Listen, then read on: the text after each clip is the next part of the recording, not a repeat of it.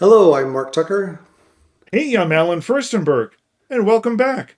We're Two Voice Devs. Two Voice Devs. Hey, Alan, it's good to see you Hey, again. Mark.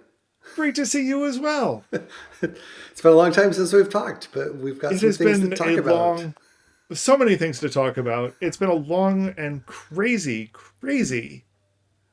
few months, it feels like. Yeah, no, definitely. I know I went off to a bunch of conferences. You've been dealing with stuff. I've been dealing with stuff. But you also tuned into the Microsoft Build conference, Yeah. and they had a couple of interesting announcements, which I don't think anyone was expecting. Why don't you tell us about them? Yeah, so we're going to talk a little bit about Project Solara, and that's going to remind us of our days doing development for Amazon Alexa and Google Assistant. Kind of. Kind of. So, an announcement about lots of features at Build, but particularly going to talk about some devices or some, I guess, concept devices, but an overall platform that has to do with what we used to call voice first development, but now is being called agent first development. Well, and I think it's interesting to me because yes, it's voice first, but it's kind of taking it a step beyond from what I Yep. was reading about it. Yeah. So if we think about different devices that we worked with for a long time, like the Echo Show smart display device. It was very much a consumer product. It's you could talk to it, you could tap the screen. Developing for it was definitely the old way of doing conversation flows and tracking state and customizing screens. Now Google Assistant was a little bit easier in some of those things. Well, Google Assistant, it had the interesting angle that you were, I mean, in some ways you were giving it the paths for what we would call a structured agent these days. Yeah, and then on as far as coding on the display, then it was HTML. So, kind of different approaches, both proprietary devices and just focused on the consumer. So, what Project Solara is about is imagining custom agent first devices for the business world. So, we're talking about inside the business. We're talking about being able to speak, to use the screen, and work with the agents, the whole Gen AI, and bring your own agent to these devices. And it's all about business. I really think that's an interesting approach. One of the things way back to the Glass days was I would show Glass to people and immediately they would jump on the business use case of them. Yeah, And I'm thinking, no. This is a personal consumer level device. But no, so many people thought of it as a business level device. And I find it interesting that Microsoft is saying that's where they think there's a big untapped opportunity with these agentic devices.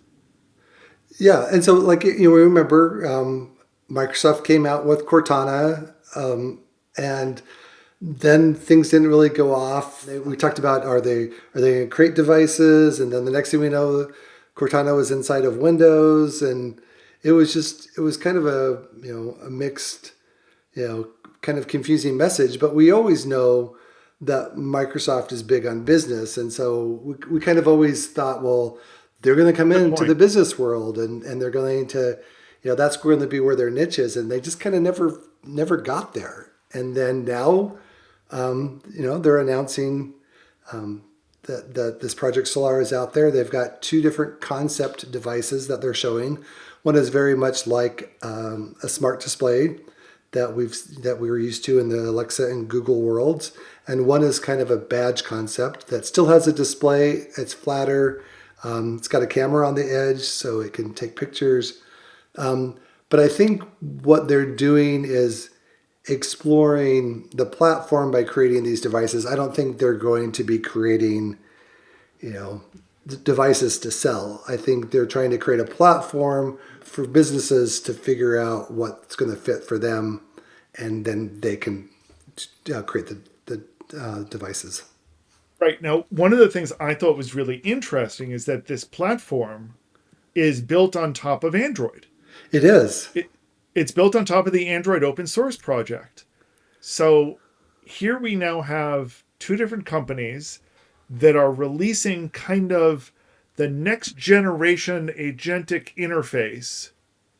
Google doing it with Android XR and Microsoft doing it with Solara, but they're aimed very, very differently, which I find fascinating in some ways.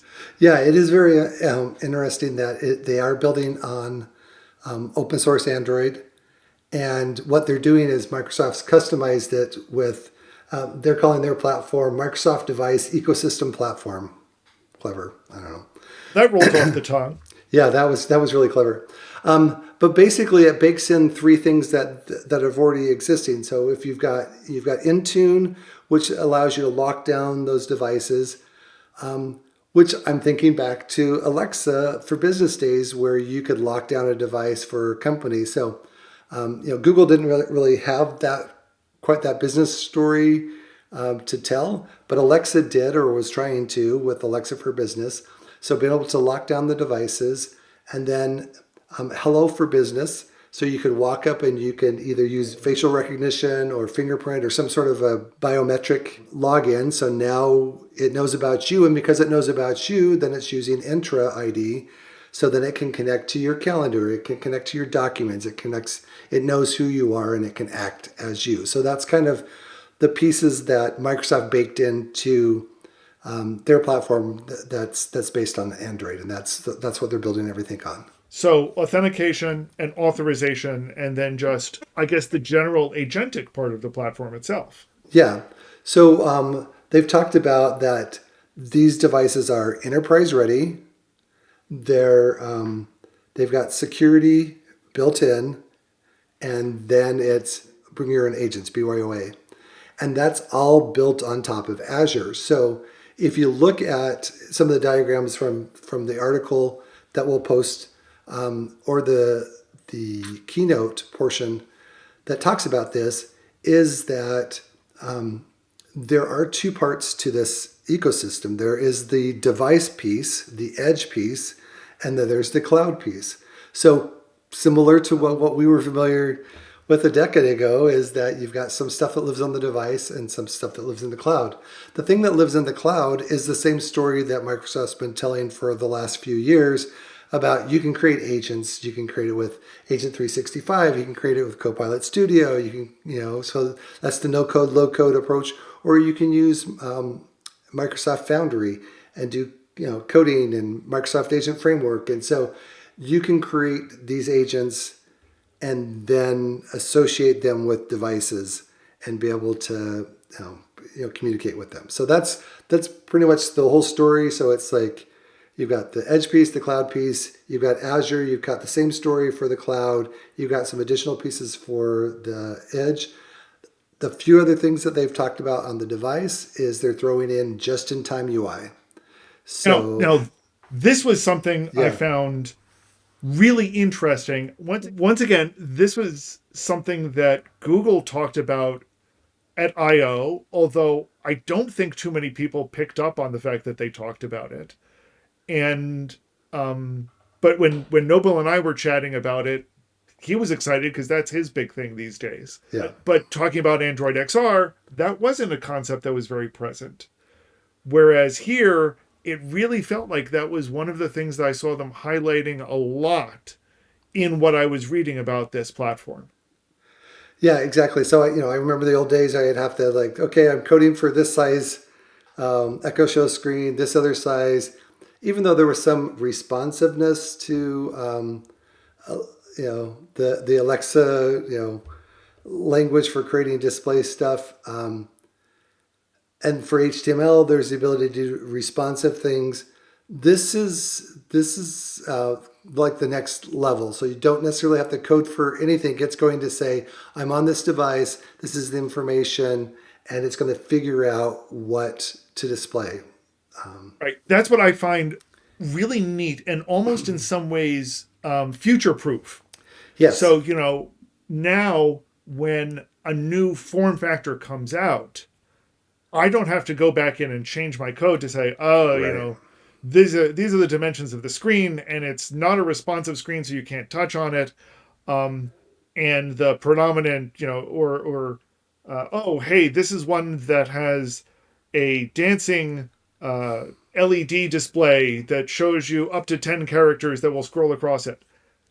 It figures it out. The Yeah. agent figures that out and uses it in the best way possible. And that's the more I think about generative UI, both the more I like this and the more terrified I am of this concept.